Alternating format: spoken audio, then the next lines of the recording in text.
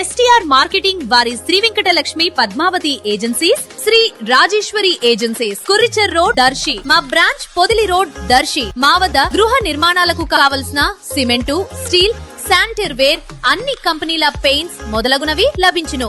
మరియు suite room సదుపాయం కలదు. Proprietor Sani Kommu Tirupati Reddy. STR marketing chairman. Cell 9959336938.